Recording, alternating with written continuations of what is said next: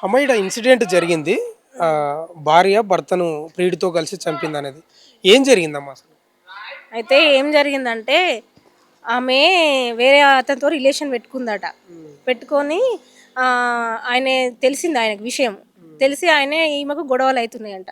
గొడవలు అవుతుంటే ఆయన బాగా రిక్వెస్ట్ చేసినట్టు నేను ఏం చేయాలి అని చెప్పిందంట. మళ్ళా కామన్ ఉందంట కొన్ని రోజులు. కామన్ ఉన్న తర్వాత ఇంక ఈయన దృష్టిలో పడింది. ఇంక నన్ను ఏమో ఇది కుదిరేటట్లేదు, ఈయనను లేపేయడమే బెటర్ అని ప్లాన్ చేసుకుందంట. ప్లాన్ చేసుకొని వాళ్ళ రిలేషన్ ఉన్నవాడిని మహేష్ అనేటోడిని ఫస్టే పిలిపించుకున్నది ఇంట్లో.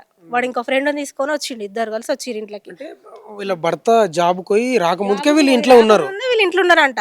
అది మాకు నిన్న ఇయాలనే తెలుస్తుంది విషయం అంతా. వాళ్ళ చుట్టాలు చెప్తున్నారు మొత్తం. ఎక్కడో వాళ్ళు దాక్కున్నారు లోపల. దాక్కున్నారు. దాక్కుని ఆయన వచ్చినాక ఆయనకి ఏదో ఇచ్చింది. ఆయన పడుకున్నాడు. మెల్లగా ఆయన కొంచెం కూల్ అయ్యేటట్టు ఏదో ఇచ్చింది. పడుకున్నాకనంట కథము అటాక్ చేసిర్రు మొత్తం. ఈ మహేష్ అనే అబ్బాయి ఉన్నాడు కదా! ఈ పక్కల ఇంట్లోనే ఉండేనంట గతం. ఉండేనంట. ఈయన బిహేవియర్ కరెక్ట్ లేదని వాళ్ళు కాల్ చేపించిరంట ఇల్లు. రెంటే వాళ్ళు. రెంట్‌కు ఉంటే కాల్ చేపించిరంట వాళ్ళు. ఈయన మిస్‌బిహేవియర్ ఉంది కొంచెం ఈయన అని వాళ్ళు ఓనర్స్‌కి డౌట్ వచ్చి కాల్ చేపిస్తే వాళ్ళు వేరే ఇంట్లో ఉంటుర్రా మనకు తెలిసిన సమాచారం ఇది. వేరే ఇంట్లోకి వెళ్ళిపోయారట. వేరే ఇంట్లోకి వెళ్ళిపోయినా కూడా ఊరికి వచ్చేటోడట అప్పుడప్పుడు ఇక్కడికి. వస్తుంటే ఆ స్కూల్లో టీచర్స్ వాళ్ళందరికీ ఫైనాన్స్ అతను అని చెప్పేదట ఆయన గురించి. అసలు ఆమెకేమో ఏజ్ 36. ఆ అబ్బాయికేమో 22 ఇయర్స్. 22 అని. 25 22 ఇయర్స్ ఉన్నాయంట. ఒక కొడుకులాగా ఒక తమ్ముళ్లాగా ఉండాల్సిన బంధాన్ని వాడు పెళ్లి కాని అబ్బాయిని చిన్న పోరని పట్టుకొని అది అంత మంచి మనిషిని ఆయనే మేము ఇల్లు కడుతుంటే చూసినాం. ఆయనే ప్రతి పని చేసుకున్నాడు. పారతో మట్టెత్తి పోసుకున్నాడు. ఒక సొంత ఇల్లమ్మా? సొంత ఇల్లు ఆయనది. ఆయన కట్టుకున్నాడు ఇల్లు 4 ఇయర్స్ బ్యాక్ మొత్తం ఆయన ఇల్లు కట్టుకున్నాడు. ప్లేస్ కొనుక్కొని ఆయన మస్తు కష్టపడ్డాడు. మేము చూసినాం కళ్ళతోని. మా ఇల్లు వాళ్ళ ఇల్లు ఒకసారి అయింది. అట్లా మాకు బాగా తెలిసినట్టు. మా మెటీరియల్ వాళ్ళు తీసుకున్నారు. దీన్ని బట్టి ఏమర్థమవుతుందంటే భర్త అమాయకుడు కావడం వల్లనే చనిపోయింది ఈ రోజు. అమాయకుడు అని కాదు కానీ మంచితనం ఆయనే. మంచితనం. ఆయన ఒక బిల్డ్ చేసుకున్న ఆయన లైఫ్ ను నా భార్యకు ఒక స్కూల్ పెట్టిస్తా అని ఆ మోడల్ ఇల్లు కూడా ఆ భార్య కోసమే కట్టించిండు. అది చదువు కూడా మొత్తం చదవకుండా ఉండేసి ఆయనే చదివించిండట. అది రూపాయి కట్నం తేలేదట. వాళ్ళ అమ్మోళ్ళ ఇంటి నుంచి ఒక 10 పైసా కట్టు బట్టలతో వచ్చిందట. మళ్ళీ లవ్ మ్యారేజ్ అంట. లవ్ మ్యారేజ్ చేసుకొని భర్తతోని అంత నమ్మకంగా ఉండి ఆయన ఒక దేవత లెక్క చూసుకుంటే భార్యను అట్లా చంపించిందంటే అది దాన్ని మాత్రం బయటకు అస్సలు తీసుకురావద్దు. బెంగళూరు అంట. ఎన్నేళ్ళు అవుతుంది ఇక్కడ వచ్చి? ఆయన వాళ్ళు ఇక్కడేనట. వాళ్ళు ఎప్పటి నుంచో ఇక్కడట. అశోక్ వాళ్ళు ఎప్పటి నుంచో ఇక్కడే ఉంటారట. వాళ్ళ తాత వాళ్ళు అందరూ ఇక్కడేనట. వాళ్ళది వాళ్ళు అక్కడ వాళ్ళైనా ఇక్కడ వాళ్ళలాగానే తెలుగు మాట్లాడతారు. మన తెలుగు లాగానే ఉంటారు వాళ్ళు. ఈమె మాత్రం తమిళామంట. అయితే చంపేసిన తర్వాత భర్తను ఇంట్లోనే ప్రియుడు మహేష్ ఇంకో ఫ్రెండ్ వీళ్ళు ముగ్గురు కలిసి తర్వాత బంధువుల దగ్గర ఏం లేదు గుండె ఆమె ఎవ్వరికి చెప్పలేదు. ఆమె చంపేసి కిందికి వచ్చి కూర్చొని ఆయన బెడ్రూమ్లో పైన వేసి ఒక బెడ్షీట్ వేసి వేసిన తర్వాత ఏం చేసింది, ఒక 2 గంటల తర్వాత వాళ్ళ కొడుకుని బయట ఆటకు పోయి వచ్చిన తర్వాత డాడీ ఏం తింటాడో చూడిపో అని పంపించిందంట. పంపిస్తే వాళ్ళ బాబు పోయి పైకి వెళ్ళి చూస్తే డాడీ కింద పడ్డాడు పడుకొని ఉన్నాడు అని అంటే ఏం చేసింది, సపరేట్గా సైలెంట్గానే ఉన్నది ఆమె. వాళ్ళ బాబే వాళ్ళ పెదనాన్న ఫోన్ చేసిండంట. చేస్తే వాళ్ళ పెదనాన్న చెన్నైలో ఉంటాడట. అయితే ఇక్కడ వాళ్ళ రిలేటివ్స్ ఉంటారు, కజిన్ సిస్టర్ ఉంటుంది. ఆమెకు ఫోన్ చేసిండట. ఆమె వెంటనే 5 మినిట్స్లో వచ్చిందట. డాడీకి హార్ట్ అటాక్ వస్తుంది అని ఆయన ఫోన్ చేస్తే వాళ్ళ పెదనాన్న వాళ్ళ చెల్లెకి చేసిండు. చెల్లెకి చేస్తే ఆ చెల్లె హస్బెండ్ వచ్చిర్రు. వచ్చి వదిన ఏడు అన్న ఏడు హార్ట్లో నొప్పి వస్తుంది అని చెప్పిర్రు ఏడనంటే ఆమె బయట డోర్ పెట్టి బెడ్రూమ్లో డోర్ పెట్టి బయట కూర్చుందట. ఏం ఏడుపు లేదు, గిల్టీ లేదు, ఏం లేదు.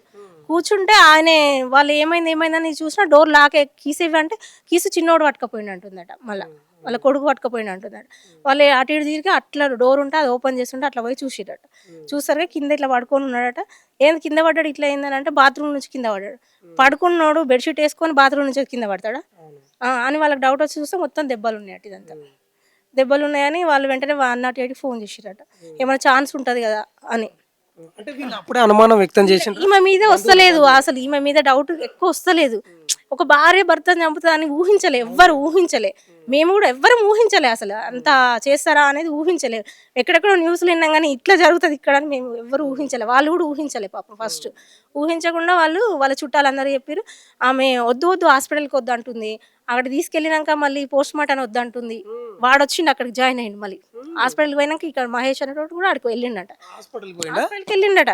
వెళ్తే వీళ్ళకి ఏం తెలుసు, వాళ్ళకి ఏం తెలుసు, వాళ్ళు ఎప్పుడు రారట, వాళ్ళని రానియదట, చుట్టాలు ఎవరిని దగ్గరికి రానియదంట. వాళ్ళు ఒక్కసారే వచ్చిరట ఇల్లు గృహప్రవేశానికి దేనికి వస్తే మళ్ళీ ఎప్పుడు రాలేదట. వాళ్ళని ఎవరిని దూరం చేసిందట, మొత్తం రానియకుండా చేసింది. ఆమె యొక్క ఆటలన్నీ సాగాయని ఎవరిని రానియకుండా చేసిందంట.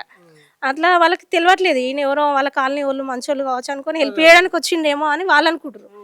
అనుకొని పోస్ట్ మార్టం వద్దని వాడు బాగా ట్రై చేసిండట, ఇద్దరు కలిసి మస్తు ట్రై చేసిరట. కానీ లేదు లేదు పోస్ట్ మార్టం చేసిన తెలిసి ఇన్ని దెబ్బలు తగిలినాయి కదా ఏంది అని వాళ్ళు పోస్ట్ మార్టంకి పంపించేసారు. పంపించేస్తే మా అందరికి నెక్స్ట్ డే తెలిసింది మాకు. గురువారం నైట్ అయితే ఇది నెక్స్ట్ డే తెలిసింది మాకు. హార్ట్ అటాక్ అంటే హార్ట్ అటాక్ వచ్చినోని హాస్పిటల్ నుంచి ఇంకా అవసరం మేము అందరం ఖాళీ వాళ్ళందరం ఎదురు చూసినాం. 11 అన్నారు, 12 అన్నారు, 1 అన్నారు, ఈవినింగ్ 4 అన్నారు, 6:30కి తీసుకొచ్చారు. ఇంతసేపటి దాకా హార్ట్ అటాక్ వస్తే ఎవరు చేయరు కదా పోస్ట్ మార్టం అని. మాకు అప్పుడు ఆమె నార్మల్గా ఉంది, బయట వచ్చి 9 గంటలకు అక్కడ నిలబడి ఒట్టిగానే ఉంది. హస్బెండ్ చనిపోయిన వాళ్ళు ఎంత షాక్లో ఉంటారు సడన్. అసలు షాక్ లేదు, ఏం లేదు, నార్మల్గా ఉంది ఆమె. ఈ భర్తను చంపినప్పుడు టైం ఎవరన్నా హస్బెండ్ చనిపోతే ఇంట్లోకి వచ్చి స్కూల్ పేరెంట్స్కి మా హస్బెండ్ చనిపోయిన హాలిడే అని పెడతారా? ఎవరన్నా భార్య మెసేజ్ పెడతారా? అదేంది ఈమె మెసేజ్ పెట్టడం ఏంది? ఎవరైనా పెట్టిస్తారు, వేరే వాళ్ళు చుట్టాలో ఇంకా వేరే టీచర్స్ ఉంటారు కదా వాళ్ళు పెట్టాలి. కానీ ఈమె పెట్టింది మెసేజ్ పేరెంట్స్ అందరికి. మా హస్బెండ్ చనిపోయిన స్కూల్ లేదని మెసేజ్ రాసే అంత ఉంటుంది ఒక భర్త చనిపోతే భార్యకి, అట్లా పెట్టింది. మళ్ళీ స్కూల్ 3 డేస్కే ఓపెన్ చేసింది స్కూల్. 3 డేస్కే ప్లే స్కూల్ ఓపెన్ చేసింది ఆమె. ఇవన్నీ చూసి మాకు డౌట్స్ వస్తూనే ఉన్నాయి. రోజు పోలీసులు ఎంక్వైరీ చేస్తున్నారు, కానీ పోలీసులు మాత్రం కరెక్ట్ చేసింది ఎంక్వైరీ. అది చేయకపోతే ఆమె మంచిగా అందరినీ నమ్మించేది. పోస్ట్ మార్టం జరిగింది, హత్య అని తేలింది, కానీ ఎవరు చంపారు ఏందని వాళ్ళు సైలెంట్గా ఎంక్వైరీ చేసిరు. వాళ్ళు కరెక్ట్ మెథడ్లో ఎంక్వైరీ చేసిరు. ముగ్గురు రిమైండ్ లో ఉన్నారు. వాడికి హెల్ప్ చేసిన వాడు కూడా లేదు, మా పిల్లలు పెద్దవాళ్ళు, చాలా పెద్దవాళ్ళు. అంటే ఇదే గల్లీ కాబట్టి ఏమైనా ప్రవర్తన ఎట్లుంటుండే? మంచిగా ఉంటుండే? అందరితో బాగానే ఉంటుండే. బయట చూస్తే ఆమె చాలా మంచిది అనుకున్నారు అందరూ. నాతో ఎక్కువ తెలియదు, ఆమె ఒక 2-3 సార్లు మాట్లాడింది అంతేగాని మిగతా చాలా మందితో మంచిగా ఉండే. చాలా మంచిది అంటారు, నమ్మట్లేరు ఎవరు. ఆమె చంపిందంటే ఎవరు నమ్మట్లేరు. అంటే అట్లా బయటకు నటిస్తుంది ఆమె. విద్యా బుద్ధులు చెప్పాల్సిన ఆమెనే ఇట్లా దారి తప్పి 10 మందికి విద్యా బుద్ధులు నేర్పించాల్సిన ఒక టీచర్స్ హోదాలో ఉండి ఇట్లా ఆమె పిల్లలకి ఏం నేర్పించిందో మరి అర్థమైతలేదు. అసలు ఆ పిల్లలకి ఏం నేర్పించింది ఆమె? గింత లోపల గిన్ని కుట్రలు చేస్తుందంటే ఒక మనిషిని, ఒక హస్బెండ్ అంతగానం చంపడానికి చేసిన మనిషి అసలు పిల్లలకి ఏం నేర్పించింది అది అర్థమైతలేదు మాకు. షాక్ అవుతున్నాం మేము అందరం. అసలు ఇది క్లియర్గా మాకు తెలిసింది నిన్న పొద్దున. మొన్న ఆమెను అరెస్ట్ చేసిన తర్వాత మాకు డౌట్ ఉంది, కానీ ఏం జరుగుతుందో చూద్దామని అనుకున్నాం. మేము క్లియర్గా తెలిసింది నిన్న మొత్తం. అంటే ఏంటమ్మా ఇట్లా ఇట్లా అక్రమ సంబంధాలు పెట్టుకోవడానికి ఏంటి ప్రధాన కారణం? అంటే మీరు ఏమన్నా అదే అర్థమవుతలేదు. అంత మంచి హస్బెండ్ అన్ని విధాల నీకు చేసిండు, ఆయనకు శాలరీ, మంచి శాలరీ, మంచి జాబు, ఒక ప్లే స్కూల్ పెట్టించుండు, నేను చదివించిండు, అయినా సరే నువ్వు అక్రమ బుద్ధులకు ఎట్లా పోయినావు?